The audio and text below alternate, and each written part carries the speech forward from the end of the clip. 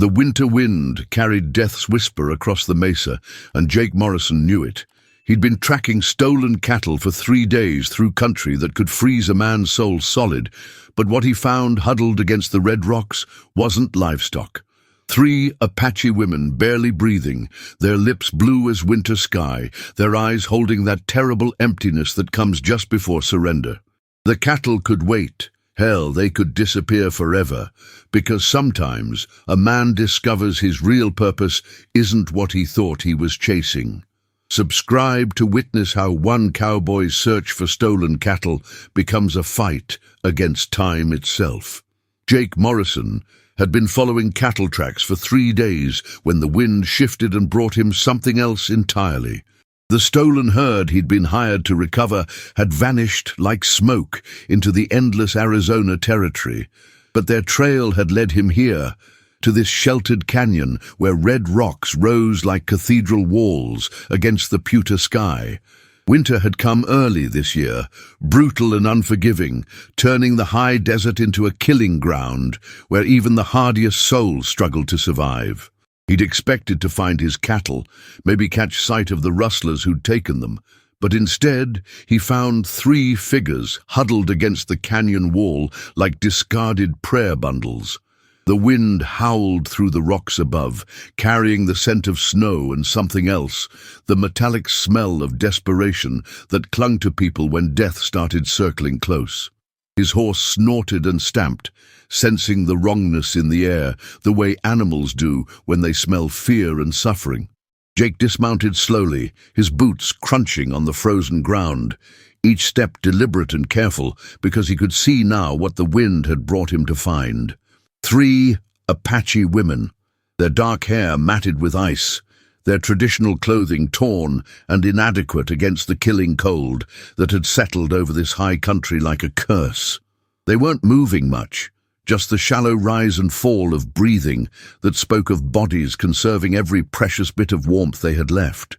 The youngest couldn't have been more than 16, her face pale beneath the bronze of her skin, while the eldest watched him approach with eyes that held no fear, only the terrible acceptance of someone who had already made peace with dying.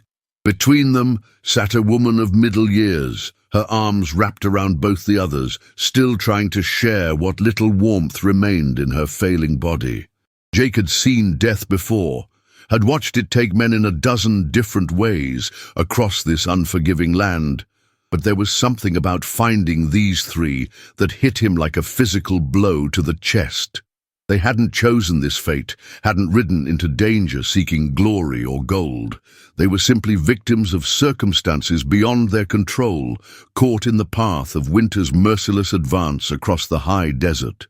The cattle he'd been tracking seemed suddenly insignificant, just animals that could be replaced, while here before him were 3 human lives hanging by the thinnest of threads.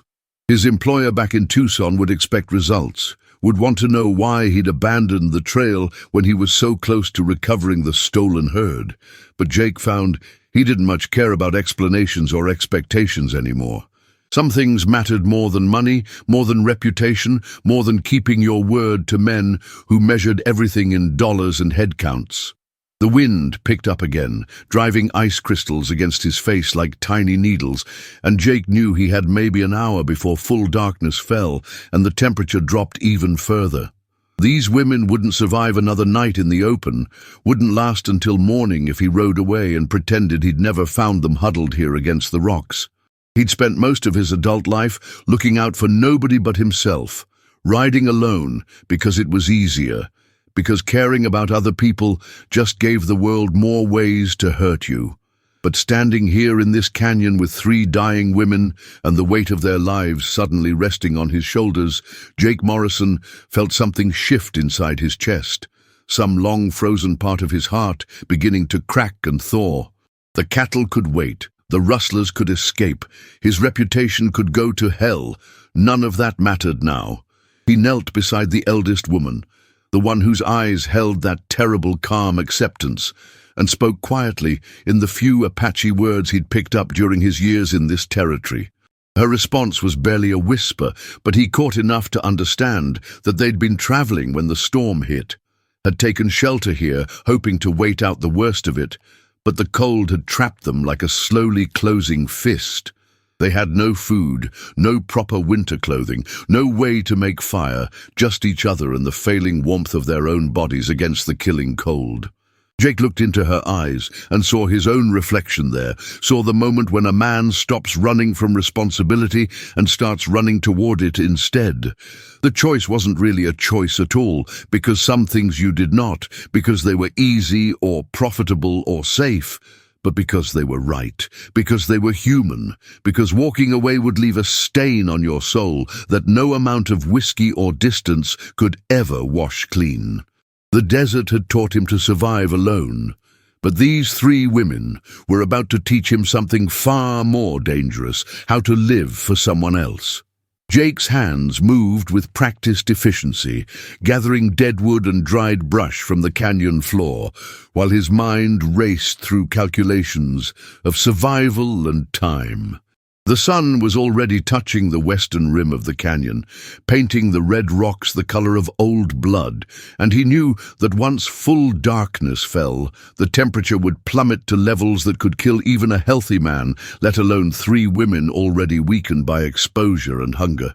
His fingers worked quickly, building a fire ring with stones, while the wind moaned through the rocks above like the voices of all the souls this desert had claimed over the centuries. The Apache women watched him with eyes that flickered between hope and resignation, as if they'd learned not to trust in rescue, not to believe that salvation could come riding out of the wilderness on a horse with a man who had his own troubles to worry about. But Jake had committed himself now, had crossed some invisible line between self-preservation and sacrifice, and there was no going back to the simple world where his only concern was tracking stolen cattle through the endless Arizona territory. The first flames caught and held, sending orange light dancing across the canyon walls and pushing back the gathering shadows that seemed to creep closer with each passing minute. Jake fed the fire carefully, building it up layer by layer until the heat began to reach the three women huddled against the rocks, until he could see some of the terrible blue pallor start to fade from their lips and fingertips. The youngest one, barely more than a girl really, began to shiver violently as the warmth reached her, her body finally able to respond to the cold now that it had hope of fighting it off. The middle-aged woman pulled both of the others closer to the fire, speaking to them in rapid Apache, words of encouragement and comfort that Jake didn't need to understand to recognize. These weren't strangers thrown together by circumstance. They were family, bound by blood or marriage, or the deeper ties that form between people who had survived hardship together, who had learned to depend on each other when the world offered nothing but indifference and cruelty. Jake unsaddled his horse and used the blanket to create a windbreak, angling it to trap the fire's heat and reflect it back toward the women while protecting the flames from the gusts that swept down through the canyon like the breath of some enormous malevolent creature.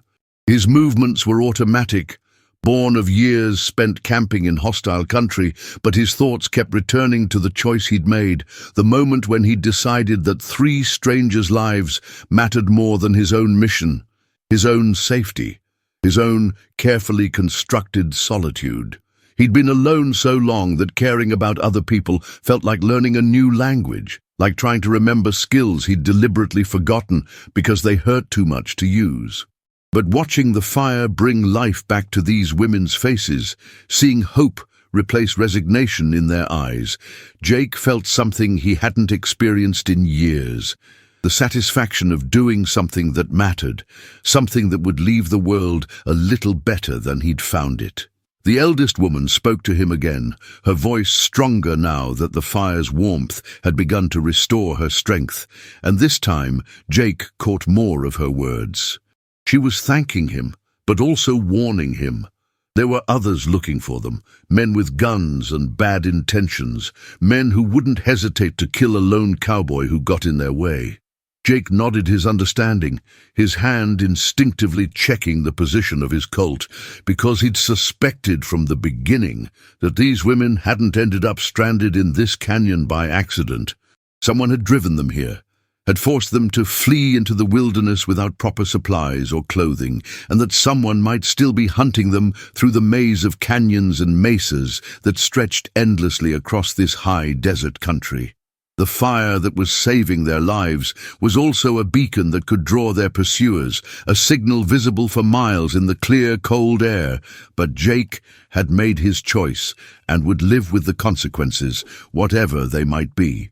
The wind shifted again, bringing the scent of snow from the north, and Jake knew they were in for a long, hard night, even with the fire to keep them warm.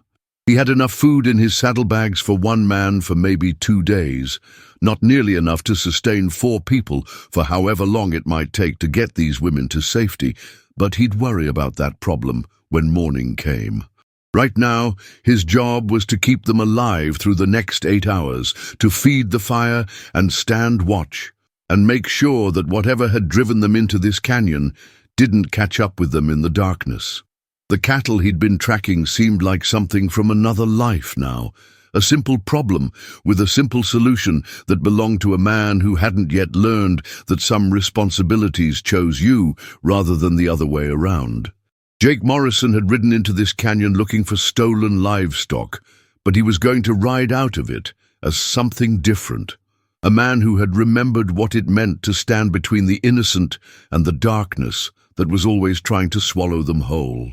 The fire crackled and sparked against the star-filled sky, and for the first time in years, Jake Morrison wasn't running from anything. He was running towards something worth saving. The dawn came pale and reluctant, like a woman afraid to show her face after a night of tears. Jake stirred the embers with a charred stick, watching the orange glow fight against the grey morning light that crept across the desert floor. The Apache women had not moved much during the night, their breathing shallow but steady, their bodies curled together like wounded animals seeking warmth in a world that had forgotten mercy.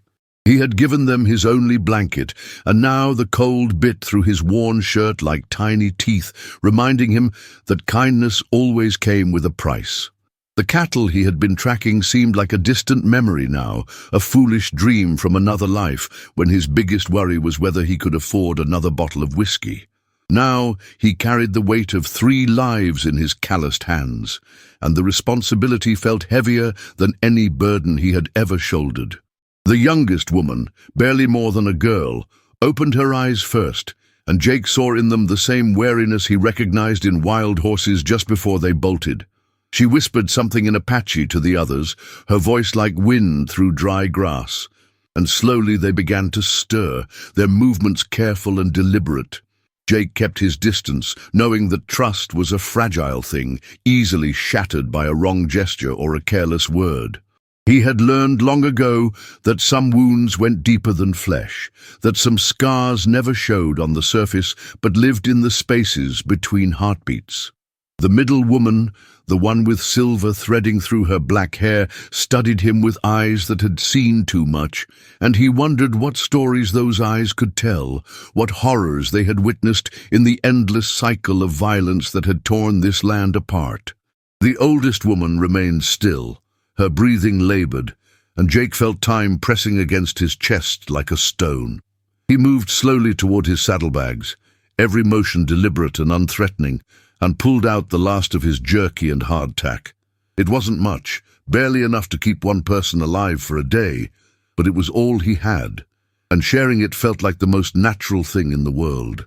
The act of giving reminded him of his mother, how she used to set an extra plate at their table every Sunday, just in case a stranger needed a meal and a moment of human kindness.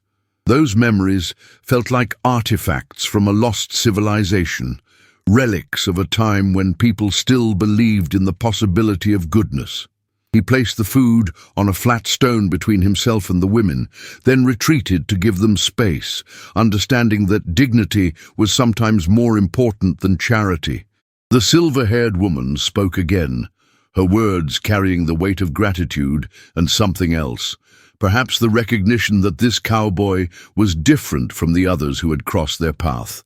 The sun climbed higher, painting the desert in shades of gold and amber, and Jake found himself studying the horizon with new eyes. Somewhere out there, People were looking for these women. Soldiers, bounty hunters, men who saw Apache lives as obstacles to be removed rather than souls to be saved. The thought made his jaw clench and his hand drift unconsciously toward his gun, a gesture born from years of living on the edge of violence. But this wasn't about fighting anymore. This was about something harder and more dangerous than any gunfight he had ever faced. This was about choosing to be the man his mother had raised him to be, even when the world rewarded cruelty and punished compassion. The women ate slowly, savoring each bite like it might be their last, and Jake realized that he was witnessing something sacred, the simple act of survival transformed into a prayer of hope. As the morning wore on, Jake began to understand that his life had been divided into two parts, before he found these women and after. The man who had been searching for stolen cattle felt like a stranger now, someone whose problem seemed small and selfish in the face of real suffering. He thought about the ranch where he worked, the boss who would be angry about the missing livestock, the wages he would lose for abandoning his duties. None of it mattered anymore, not when weighed against the lives of 3 women who had been cast out into the wilderness to die. The desert stretched endlessly in all directions, beautiful and merciless, a landscape that demanded everything and promised nothing in return. But somewhere in that vastness lay safety, a place where these women could find their people and begin to heal from whatever wounds had brought them to this moment of desperation. The oldest woman's breathing grew more labored as the day progressed, and Jake saw the fear creeping into the younger women's eyes like shadows at sunset. Death was a familiar companion in this harsh land, but that didn't make its approach any easier to bear, especially when it came for someone who had already suffered too much. Jake knelt beside the woman, not touching but close enough to offer his presence as a comfort, and he found himself whispering words he hadn't spoken since childhood, prayers his mother had taught him, fragments of hope cast into the vast indifference of the sky. The desert wind carried his words away like seeds, and he wondered if somewhere in the silence, God was listening to the desperate plea of a broken cowboy trying to save what little goodness remained in a world gone mad. By midday, the sun had become a merciless judge, bearing down on them with the weight of divine punishment, and Jake knew they couldn't stay in the open much longer. The oldest woman's condition was worsening, her skin pale and clammy despite the heat, and the other 2 women spoke in urgent whispers that needed no translation. They were discussing whether to leave her behind to save themselves. Jake had seen that look before, in the eyes of soldiers during the war, the terrible calculus of survival that forced people to choose between love and life. He stood slowly, his joints protesting after a night on the hard ground, and walked to where his horse stood patiently in whatever shade the sparse desert vegetation could provide. The animal looked at him with large, knowing eyes, as if understanding that their simple life of drifting from ranch to ranch was about to change forever. He led the horse back to the women and gestured toward the oldest one, then to the saddle, hoping they would understand his intention. The silver-haired woman, who seemed to be the leader of their small group, studied him for a long moment, her eyes searching his face for signs of deception or ulterior motive. Jake had learned to read people during his years of wandering, and he could see the internal struggle playing out behind her weathered features, the desire to trust warring against the hard-earned wisdom that told her white men's kindness always came with a price. Finally, she nodded, and together they managed to lift the sick woman onto the horse, her body limp and fragile as a broken bird. The act of cooperation felt like a small miracle, a bridge built across the chasm of language and culture that separated them. With the oldest woman secured on the horse, they began to move, Jake leading the animal, while the other 2 women walked beside him. The pace was slow and deliberate, dictated by the limits of human endurance rather than the urgency of their situation. And Jake found himself falling into the rhythm of the desert, the patient, measured cadence of survival. The younger woman walked closest to him, her eyes constantly scanning the horizon for signs of pursuit, and Jake admired the fierce protectiveness that radiated from her small frame. She reminded him of a she-wolf he had once encountered, wounded but still dangerous, still willing to fight for her pack even when the odds were hopeless. The silver-haired woman walked on the other side of the horse, one hand always touching the sick woman's leg, a gesture of comfort and connection that spoke louder than any words. As they traveled, Jake began to notice the small details that revealed these women's strength and resilience. The way they moved across the desert floor without disturbing the ground, leaving barely a trace of their passage. The way they seemed to read the landscape like a familiar book, understanding which plants held water and which rocks provided the best shelter from the wind. They were not victims, he realized, but survivors, women who had endured hardships that would have broken lesser souls. The thought filled him with a strange mixture of admiration and shame, admiration for their courage, and shame for the role his people had played in creating the circumstances that had driven them to this desperate flight across the wasteland. The weight of collective guilt settled on his shoulders like a heavy coat, but he carried it willingly, understanding that acknowledgement was the first step toward redemption. The afternoon heat became almost unbearable, shimmering off the desert floor in waves that distorted the horizon and made distant objects dance like mirages. Jake's water was running low, and he knew the women must be suffering even more than he was. Their bodies already weakened by whatever ordeal had brought them to this place. He found himself thinking about the cattle again, not with regret for abandoning his duty, but with a bitter irony that twisted in his chest like a knife.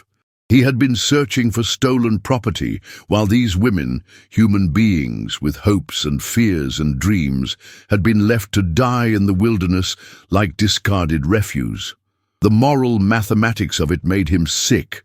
The casual cruelty of a world that valued livestock more than lives, that measured worth in dollars rather than dignity. When the sun began its descent toward the western horizon, painting the sky in shades of orange and purple that would have been beautiful under different circumstances, Jake spotted something that made his heart leap with hope. In the distance, barely visible against the darkening landscape, he could see the thin line of green that marked a water source, probably a creek or small river that cut through the desert like a lifeline. The women saw it too, and for the first time since he had found them, Jake saw something other than resignation in their eyes. It was hope, fragile and tentative, but real enough to quicken their pace and straighten their shoulders. The promise of water called to them across the empty miles, and Jake felt his own parched throat tighten with anticipation, knowing that sometimes salvation came not as a dramatic rescue, but as the simple gift of one more day to keep fighting. The creek was a thin ribbon of silver cutting through the red earth, barely 3 feet wide, but deep enough to reflect the first stars beginning to appear in the darkening sky. Jake had never seen anything more beautiful in his life, and the women's reaction confirmed that this small oasis represented far more than just water. It was hope made manifest, proof that the desert's cruelty was not absolute. They approached the water, with the reverence of pilgrims reaching a sacred shrine, and Jake held back, allowing them the dignity of drinking first, while he tended to his horse and tried to process the emotions churning in his chest like a storm. The oldest woman was lowered gently to the creek's edge, and even in her weakened state, she managed to cup water to her lips with trembling hands, each sip a small victory against the forces that had tried to claim her life. As darkness settled over the desert like a familiar blanket, Jake built another fire, this one larger and more confident than the desperate flame of the previous night. The women had found strength in the water, and their movements were more animated now, their voices carrying notes of something that might have been laughter if circumstances had been different. The silver-haired woman approached him as he fed sticks to the growing fire, and when she spoke, her words were in English, heavily accented but clear enough to understand. "You are not like the others," she said, her voice carrying the weight of experience and the careful judgment of someone who had learned to read men's souls in their actions rather than their words. Jake looked up at her, seeing his own reflection in her dark eyes, and wondered what she saw when she looked at him, a savior, a fool, or simply another broken soul trying to find his way home. "My name is Jake," he said, the words feeling strange and formal after their wordless communication of the past day and night. She nodded slowly, as if testing the sound of his name against her memory, then placed her hand over her heart. "Ayana," she replied, and then gestured toward the younger woman, Kaya, and finally toward the oldest, who was resting by the water's edge. "Nayeli." The exchange of names felt like a sacred ritual, a formal recognition of their shared humanity that transcended the artificial boundaries of race and culture. Jake repeated each name carefully, understanding that he was being entrusted with something precious, not just their identities, but their stories, their pain, their hope for survival in a world that had shown them little kindness. Ayana sat beside the fire, her weathered hands extended toward the warmth, and began to speak in a mixture of English and Apache, her words painting a picture of loss and displacement that Jake felt in his bones. They had been traveling to rejoin their people when soldiers had attacked their small group, scattering families like leaves in a windstorm. She and the other women had been left behind when their horses were shot, forced to walk across the desert with no food, no water, no hope, except a stubborn refusal to surrender that seemed to burn in their hearts like an eternal flame. As she spoke, Jake felt the familiar rage building in his chest, not the hot, impulsive anger of youth, but the cold, steady fury of a man who had seen too much injustice and was tired of pretending it didn't matter. The cattle he had been tracking seemed like a joke now, a trivial concern in the face of such profound suffering. The night deepened around them, and Jake found himself sharing his own story, the words coming easier than they had in years. He told them about the war, about the things he had seen and done that haunted his dreams, about the long years of drifting from place to place, trying to outrun the ghosts that followed him like shadows.